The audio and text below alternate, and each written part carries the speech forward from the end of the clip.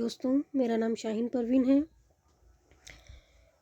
हम हिंदी साहित्य का इतिहास पढ़ रहे थे, जिसमें हम एक टॉपिक आदिकाल और हिंदी साहित्य की काल परंपरा विभाजन कंप्लीट कर चुके हैं। आज हम निर्गुण भक्ति साहित्य या निर्गुण धारा का हम पार्ट चल रहा था। हमारे पार्ट 1 हमने कंप्लीट कर लिया है। पार्ट 1 में कुछ चीज़ें रह गई है, जिसमें हम ज्ञानाश्रयी शाखा पढ़ रहे थे, संत काव्य धारा।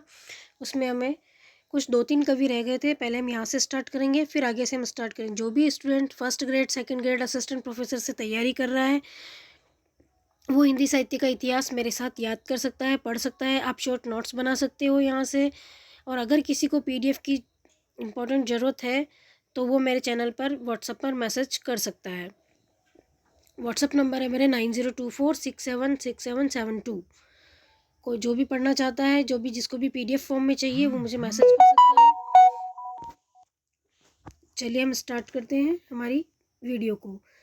हमने दादू दयाल से तक पढ़ लिया था पिछली वीडियो में। आज हम मलुकदास से शुरुआत करेंगे। मलुकदास और सुंदरदास के बाद ये हमारा ख़त्म हो जाएगा। उसके बाद हम सूफी काव्य धारा स्टार्ट करेंगे आज। ओके, चलिए मलुकदास से स्टार्ट करते हैं। मलुकदास का जन्म 1574 ईस्वी इलाहाबाद के कड़ा नामक स्थान पर हुआ था। ये ध्यान रखना है। किस स्थान पर हुआ था? इलाहाबाद के कड़ा नामक स्थान पर 1574 ईस्वी में हुआ था। इनके गुरु का नाम क्या था? मुरर स्वामी था। क्या नाम था इसके गुरु का? मुरर स्वामी था। इनके शिष्य भारत से बाहर नेपाल तथा काबुल तक सुने जाते हैं। इन्होंने ब्रज अवधी भाषा अपनाई। किसने? मलुकदास ने। पूछ सकते हैं वो मलुकदास ने कौन सी भाषा अपनाई? तो ब्रज और अवधी भाषा अपनाई। आलसियों का महामंत्र किसने दिया? मलुकदास ने दिया। इनका दोहा बहुत इंपॉर्टेंट है। अजगर करे न चाकरी, पंछी करे न काम, दास मलुका कह गए सबके दाता राम। अब ये नीचे वाली पंक्ति तो नहीं पूछेगा, लेकिन ये ऊपर वाली पंक्ति जरूर पूछेगा और ये एग्जाम में आई हुई है। अजगर करे न चाकरी, पंछी करे न काम। अब यहाँ से अपन को ये ध्यान रखेंगे कि अजगर कौन है? हमारे मलुकदास। कौन है अजगर? मलुकदास। बस इतना सा याद कर लो, आपको पूरी पंक्ति याद करने की जरूरत नहीं है। आप सिर्फ ट्रिक बनाकर भी उसको याद कर सकते हो, क्योंकि इसमें सेकंड लाइन में वैसे ही मलुका आ रहे हैं, हम तो वैसे पहचान जाएंगे मलुकदास की पंक्ति। तो वो नीचे की लाइन कभी नहीं देगा, वो हमेशा ऊपर की लाइन देगा। अजगर करे ना चाकरी, पंछी करे ना काम, तो अजगर कौन होगा? मलुकदास होगा। ओके, मलुकदास के ग्रंथ बिल्कुल याद रखने हैं। ज्ञानबोध, भक्त बच्चावली और रतन खान। ज्ञानबोध आया हुआ है, पेपर में पूछा हुआ है। ज्ञानबोध, भक्त बच्चावली और रतन खान तीनों किसके हैं? मलुकदास के। उसके बाद हम सुंदरदास पढ़ेंगे। सुंदरदास की एक महत्वपूर्ण विशेषता है कि ये सबसे शिक्षित संत थे। यानी पूरी संत काव्य धारा या ज्ञानाश्रय काव्य धारा में शिक्षित संत कौन कहलाएंगे? तो सुंदरदास कहलाएंगे। इनका जन्म 1596 में कहाँ हुआ था? दौसा के अंदर हुआ था, यानी हमारे राजस्थान से संबंधित है। इनके गुरु का नाम क्या था? दादू दयाल जी। 6 वर्ष की उम्र में इन्होंने दीक्षा ग्रहण की। किससे दीक्षा ग्रहण की? दादू दयाल जी से। श्रृंगार रस के घोर विरोधी, वेरी वेरी इंपॉर्टेंट क्वेश्चन पूछा जाएगा। संत काव्य धारा के किस कवि ने श्रृंगार रस का घोर विरोध किया? तो कौन से दास ने? सुंदरदास ने। पूछा जा सकता है भक्ति काल के कौन से कवि ने श्रृंगार रस का घोर विरोध किया है? तो सुंदरदास ने। ये मोस्ट इंपॉर्टेंट इनकी पहचान है। नंददास की रस मंजरी, केशव की रसिक प्रिया का भी इन्होंने क्या किया है? विरोध किया है। नंददास की तो रसमंजरी और केशव की रसिक प्रिया का क्या किया है? विरोध किया है।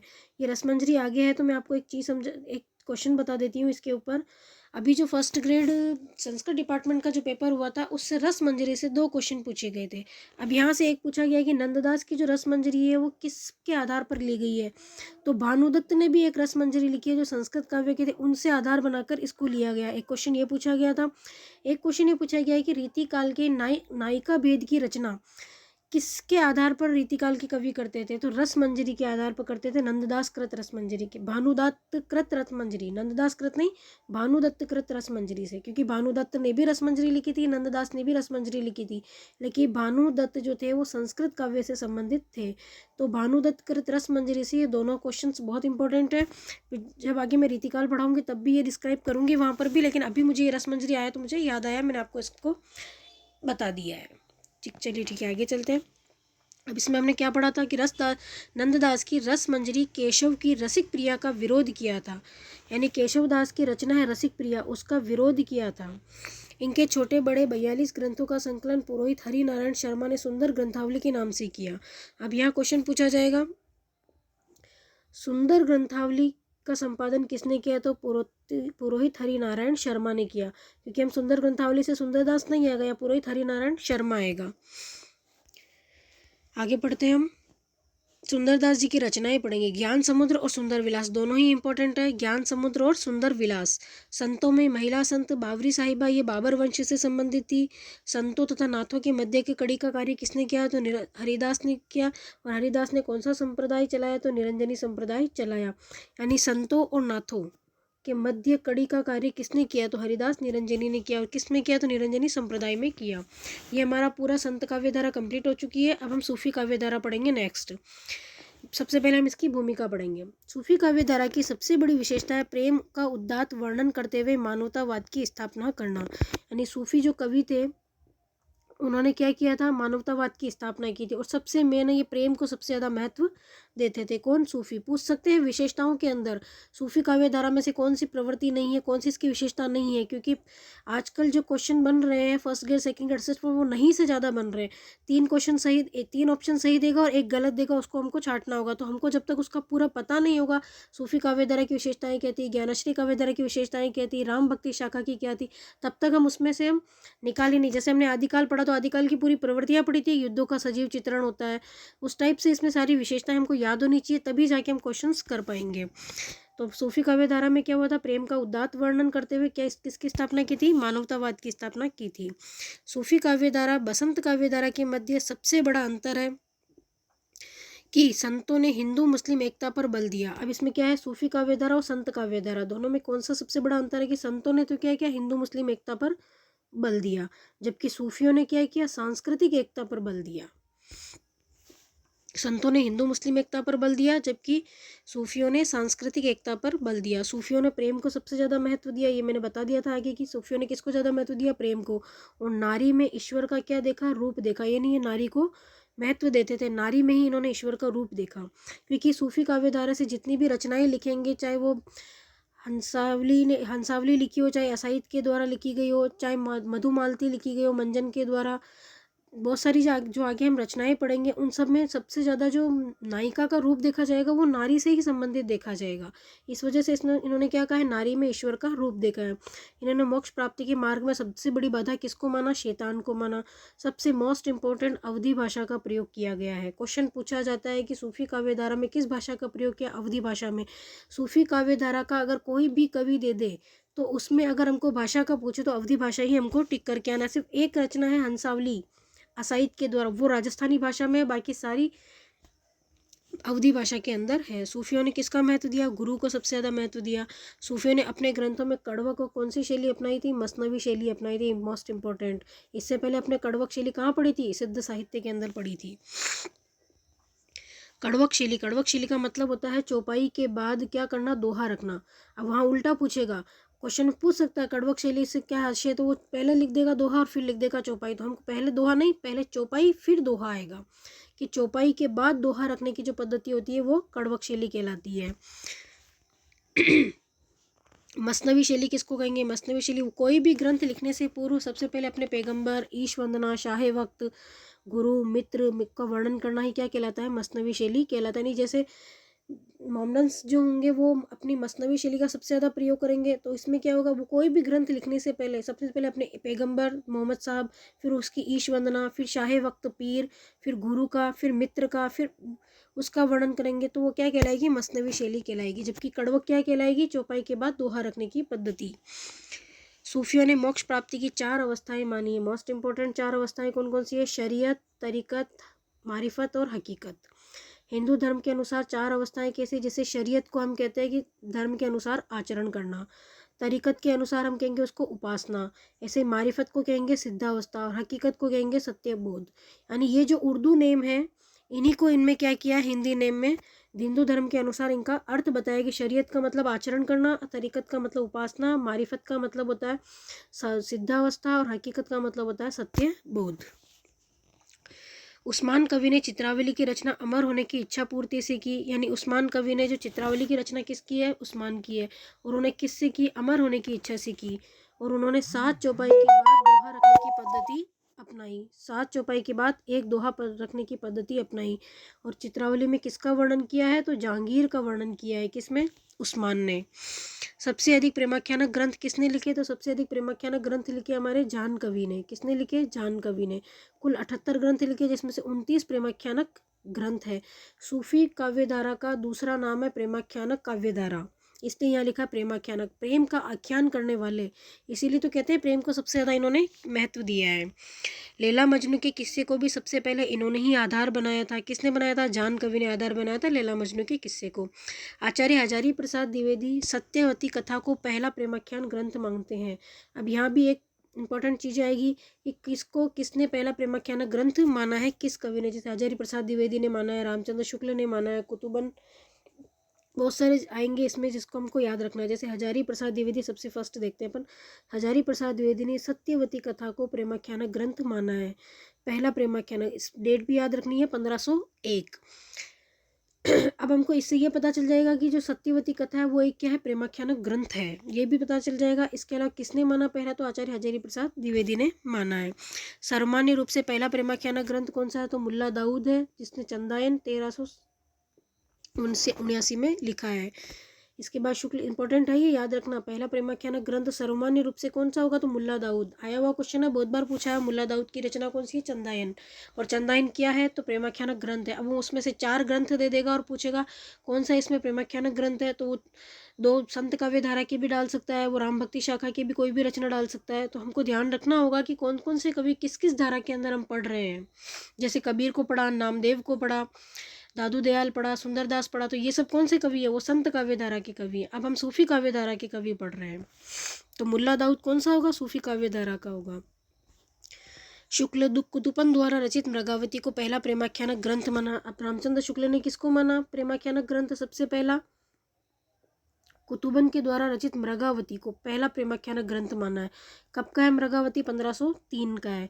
शुक्ल ने मृगावती को माना, लेकिन मृगावती का रचयिता कौन था? कुतुबन था। लेकिन माना किसने पहला प्रेमाख्यानक ग्रंथ? शुक्ल ने माना है। अब वहाँ आपको शुक्ल और कुतुबन में कंफ्यूज कर सकता है। वो पूछेगा मृगावती के रचयिता कौन है, तब तो हम आंसर करेंगे कुतुबन। लेकिन सब ये क्वेश्चन पूछा जाएगा मृगावती को पहला प्रेमाख्यानक ग्रंथ मानने वाले कौन है, तो आचार्य रामचंद्र शुक्ल। जैसे सत्यवती कथा को किसने माना है? हजारी प्रसाद द्विवेदी। लेकिन सत्यवती कथा का रचने वाला कौन है? तो ईश्वर दास था। इस टाइप से आप इसको याद रखिएगा। आगे बढ़ते हैं हम। पहला प्रेमाख्यानक ग्रंथ महाकाव्य कौन है? मलिक मोहम्मद जायसी। यानी पहला प्रेमाख्यानक ग्रंथ लिखने वाले कौन थे? मलिक मोहम्मद जायसी। और किसने लिखा क्या है पहला प्रेमाख्यानक ग्रंथ महाकाव्य? महाकाव्य है हमारा पद्मावत। पद्मावत की डेट याद रखनी है, मोस्ट इंपॉर्टेंट है, 1540। शायद ये लाइट दिख रहा है आपको, मैं लिख के बता देती हूँ यहाँ पे, 1540। किसने लिखी पद्मावत? मलिक मोहम्मद जायसी ने लिखी है। पद्मावत क्या है? एक महाकाव्य है। और कमेंट बॉक्स में लिखिए, मैं आपको एक सवाल पूछती हूँ कि आदिकाल में आपने एक महाकाव्य पढ़ा है, उसका नाम जरूर लिखिएगा कमेंट बॉक्स में। जो भी मेरी वीडियो को देख रहा है वो उसको कमेंट जरूर कीजिएगा कि आदिकाल में महाकाव्य कौन सा पढ़ा था हमने। सूफी काव्यधारा की 2 रचनाओं में इतिहास का सहारा लिया गया, जो निम्न है। कौन कौन सी सूफी काव्यधारा में 2 रचनाओं में इतिहास का सहारा लिया गया है? तो इतिहास का सहारा किस में लिया गया? एक तो पद्मावत में, और एक छिताई वार्ता नारायण दास के द्वारा रचित है। पद्मावत में भी इतिहास का सहारा लिया गया और छिताई वार्ता में भी, जो नारायण दास के द्वारा रचित, इसमें भी इतिहास का सहारा लिया गया, और दोनों ही रचनाएं सूफी काव्यधारा से संबंधित है। नंददास की रूप मंजरी प्रेमाख्यानक ग्रंथों में शामिल है। अब क्वेश्चन यहाँ बनता है कि नंददास किस काव्यधारा के? बार बार नंददास पढ़ रहे हैं, ऊपर भी पढ़ा है, यहाँ पे भी पढ़ा है, लेकिन नंददास कृष्ण काव्यधारा से संबंधित है। ये मैं आपको पहले ही बता देती हूँ, यहाँ पर कृष्ण काव्यधारा से संबंधित है।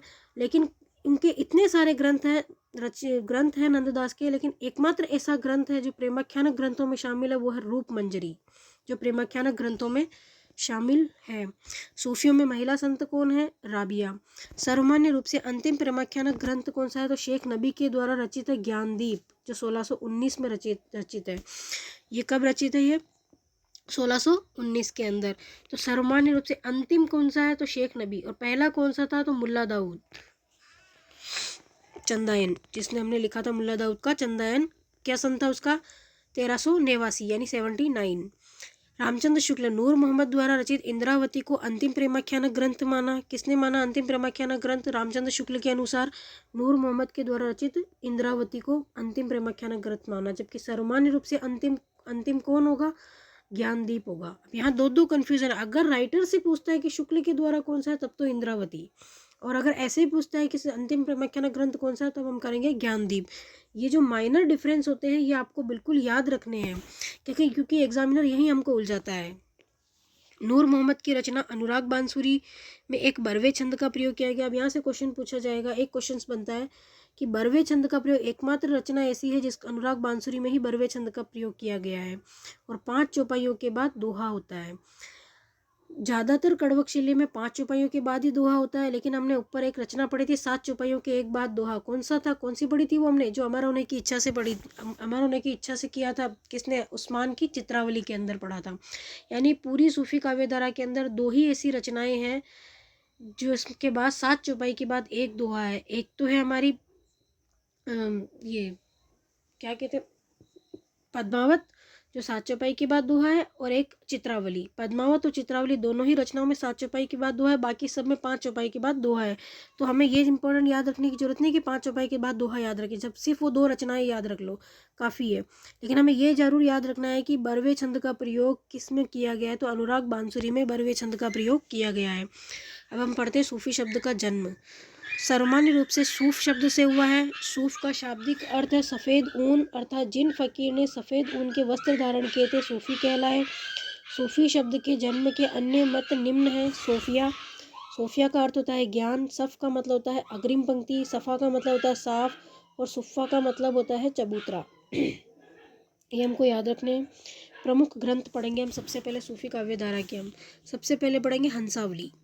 हंसावली की डेट क्या है, 1370। जहाँ जहाँ मैं डेट याद करने के लिए बोलूँ वो आपको जरूर याद रखनी है। बाकी डेट पे इतना फोकस नहीं करना है जितना पहले याद करने पे फोकस करना है। सबसे पहले हंसावली की रचना किसने लिखी, तो असायत ने लिखी 1370 में। इसके नायक कौन है, तो राजकुमार। नायक और नायिका से क्वेश्चन बहुत बार आता है, अभी भी आया है first grade second Sanskrit department में, और इससे पहले भी फर्स्ट ग्रेड सेकंड ग्रेड के क्वेश्चन एग्जाम्स में क्वेश्चंस पूछे गए हैं। अब इसमें ये पूछते कहानी का आधार क्या है, तो कहानी का आधार है वेताल विक्रम की कथा। यानी हंसावली रचना किस कहानी के आधार पर लिखी गई, तो वेताल विक्रम की कथा के आधार पर।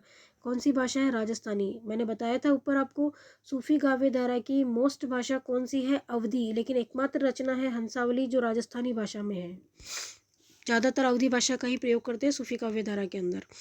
डॉक्टर नगेंद्र और गणपति चंद्र गुप्त ने इसे पहला प्रेमाख्यान ग्रंथ माना है।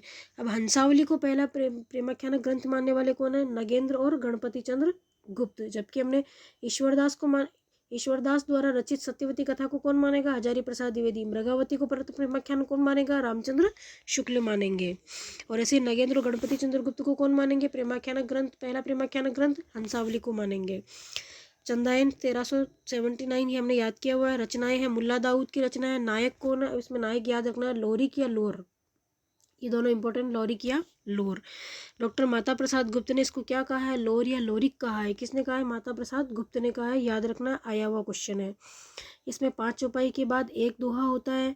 ये याद करने की कोई ज़रूरत नहीं है क्योंकि 7 चौपाई के बाद एक दोहा की हमने 2 रचनाएं याद कर रखी है। कौन कौन सी, चित्रावली और पद्मावत।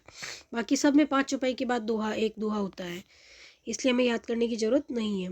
डॉक्टर परमेश्वरी लाल गुप्त, इसका पाठ चंदायन के नाम से प्रस्तुत किया गया था। डॉक्टर रामकुमार वर्मा ने पहला प्रेमाख्यान ग्रंथ माना, किसको, चंदायन को। सामान्य रूप से भी चंदायन पहला प्रेमाख्यान ग्रंथ है, और रामकुमार वर्मा ने भी चंदायन को पहला प्रेमाख्यान ग्रंथ माना है। सामान्य रूप से भी पहला प्रेमाख्यान ग्रंथ कौन है, चंदायन है। इसके बाद हम पढ़ेंगे मृगावती। मृगावती 1503 ईस्वी, याद रखनी है डेट बिल्कुल कंफर्म। रचना किसने की, कुतुबन ने की। लेकिन शुक्ल ने किसको माना, इसको पहला प्रेमाख्यान ग्रंथ माना। यह रचना 2 माह 10 दिन में लिखी गई, अर्थात जून 1503 से सितंबर 1503 के मध्य लिखा गया। कुतुबन के गुरु कौन थे, शेख बुरहान, याद रखना है। शुक्ल ने इसे प्रेमाख्यान ग्रंथ माना, हम पढ़ चुके हैं। यह ग्रंथ 2 रूपों में मिलता है, खंड विभाजन सहित और खंड विभाजन रहित। 1967 ईस्वी में इस रचना का पुनः संपादन माता प्रसाद गुप्त ने किया, और इसे 26 खंडों और 427 छंदों में इसको विभक्त किया। किसने, माता प्रसाद गुप्त ने। किसको, मृगावती को। ये मैंने बता दिया था आपको। 7 चौपाई के बाद एक दोहा, 2 रचना है, चित्रावली और पद्मावत। इस ग्रंथ में 5 चौपाई के बाद एक दोहा है। यह पहली रचना है जिसमें नायक की मृत्यु पर नायिका का सती होना चित्रित किया गया। Very most important. सूफी काव्यधारा की एकमात्र ऐसी कौन सी रचना है जिसमें नायिका का सती होना चित्रित किया गया है। तो किस में चित्रित किया गया है नायिका का सती होना? मृगावती में। अब वो आपको 4 ऑप्शन देगा कंफ्यूज करने, मृगावती, प्रेमावती, मधुमालती, सब में ती करके आपको कंफ्यूज करेगा, लेकिन कौन सी होगी? मृगावती, याद रखना है। किस में सती होगी? मृगावती में। इस रचना के दोहे की भाषा कैसी है? परिष्कृत अवधि है। बाकी सबकी परिष्कृत अवधि है, ठेठ अवधि होगी, सिर्फ हंसावली की राजस्थानी होगी, याद रखना है आपको।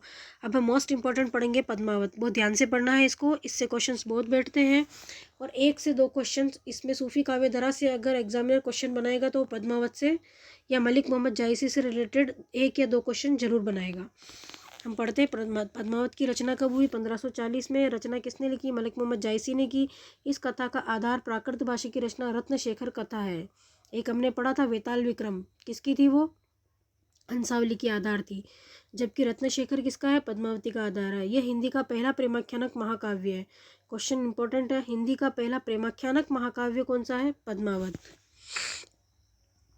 डॉक्टर शंभुनाथ सिंह ने इसे प्रतीकात्मक महाकाव्य कहा है, किसको? पद्मावत को।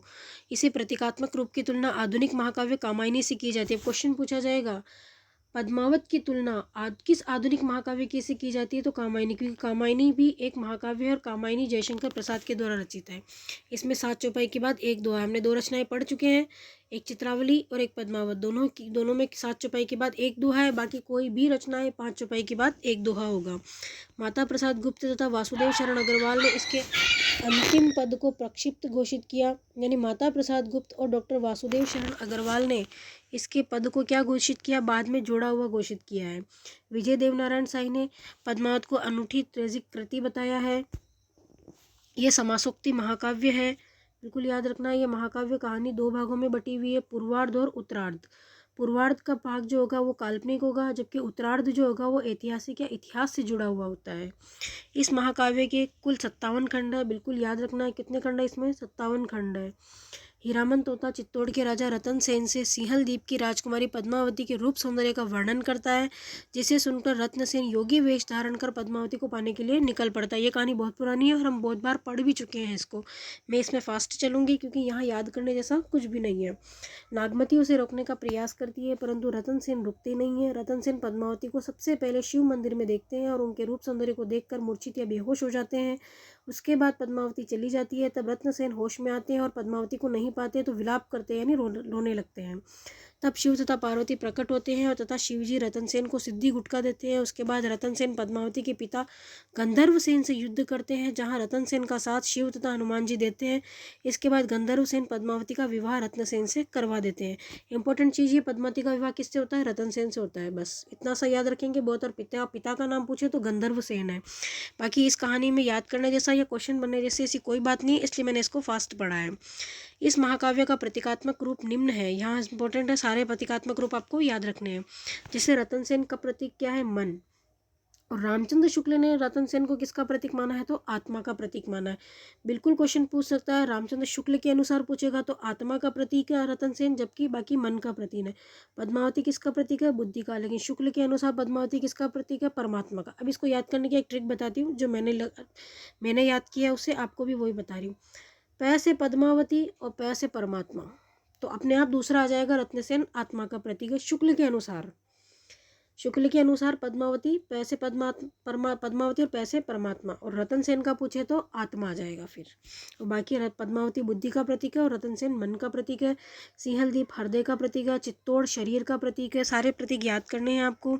नागमती चल प्रपंच माया मोह का है, अलाउद्दीन भी माया मोह का ही है। राघव चेतन शैतान का प्रतीक है। हीरामन तोता तो गुरु था उसका, तो गुरु का प्रतीक है। शुक्ल ने इस काव्य को रूप लोभ की संज्ञा दी है। रामचंद्र शुक्ल ने रूप लोभ की संज्ञा किसको दी है? तो पद्मावत को दी है। नागमती वियोग खंड हिंदी साहित्य जगत की अमूल्य निधि है। नागमती वियोग खंड आया हुआ क्वेश्चन है ये कि हिंदी साहित्य जगत की अमूल्य निधि कौन सी है? तो नागमती वियोग खंड है।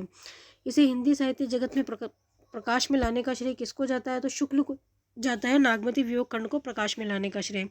ये इंपॉर्टेंट क्वेश्चन है। नागमती वियोग खंड की शुरुआत किस माह से मानी जाती है? तो आषाढ़ माह से मानी जाती है। आया वो क्वेश्चन है। पद्मावत कौन सी शैली में रचित है? चनैनी शैली में रचित है। निम्नलिखित पंक्ति में अलाउद्दीन की खिन्नता का भाव है, यानी ये एक पंक्ति है, लीनी उठाए छार भरी मुट्ठी, दीनी उठाए पृथ्वी जूठी। पृथ्वी का मतलब यहाँ होता है पद्मावती। कौन लिखता है? ये अलाउद्दीन ने। और इसमें ये जो पंक्ति लिखी है इसमें किसका भाव आ रहा है? तो खिन्नता का भाव आ रहा है। 7 चौपाई के बाद एक दोहा याद करा हुआ है हमने। पद्मावत और चित्रावली 7 चौपाई के बाद एक दोहा, बाकी सारी रचनाएं 5 चौपाई के बाद एक दोहा। मलिक मोहम्मद जायसी।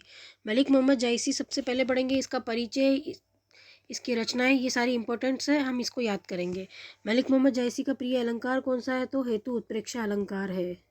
कौन सा अलंकार है? हेतु उत्प्रेक्षा अलंकार है। न जन्म कहाँ हुआ मलिक मोहम्मद जायसी का? तो जायस यूपी उत्तर प्रदेश में हुआ जन्म 1492 में।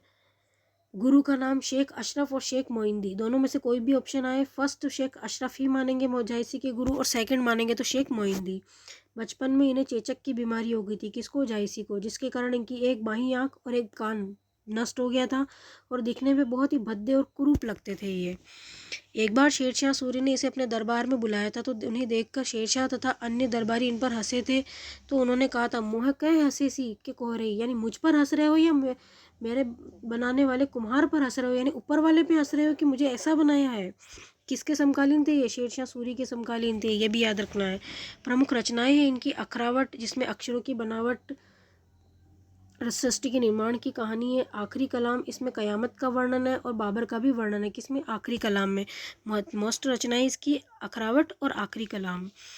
इसके बाद पद्मावत इनकी मोस्ट इम्पॉर्टेंट, वेरी मोस्ट है। चित्ररेखा और कानावत। अब चित्ररेखा से आपको एक कन्फ्यूज़न दूर करती हूँ आपका, कि चित्ररेखा, अगर चित्ररेखा आए तब तो जायसी और रामकुमार वर्मा दोनों की रचनाएं चित्ररेखा आई हुई है, और अगर चित्रलेखा आ जाए, लिख के बता देती हूँ आपको, चित्रलेखा आ जाए तो ये होगी भगवती चरण वर्मा की, जबकि चित्ररेखा आ जाए तो रामकुमार वर्मा और जायसी की होगी। जायसी ने अपने से पूर्व 4 प्रेमाख्यानक ग्रंथों को स्वीकार किया था। कौन कौन से थे? मृगावती, मधुमालती, प्रेमावती और मुग्धावती। 1503, मधुमालती के 1545, इन दोनों की डेट्स नहीं कंफर्म ध्यान है। इनकी रचना का आधार जैसे हमने रचना के आधार पढ़े थे, जैसे हंसावली की रचना विक्रम वेताल के आधार पर है, पद्मावत की रचना रत्नशेखर के आधार पर, और मधुमालती गुलशन इश्क की रचना की गई थी, उसके आधार पर की गई है इसकी रचना मधुमालती की। मधुमालती पढ़ेंगे 1545, इसके रचयिता कौन है? तो मधुमालती के रचयिता है मंजन। कौन है? मंजन। नायक कौन है इसके? मनोहर। आया हुआ क्वेश्चन है कि मधुमालती का नायक कौन है? तो मनोहर है। यह पहली रचना है जिसमें नायक नायिका के साथ सहनायक ताराचंद और सहनायिका प्रेमा का वर्णन है।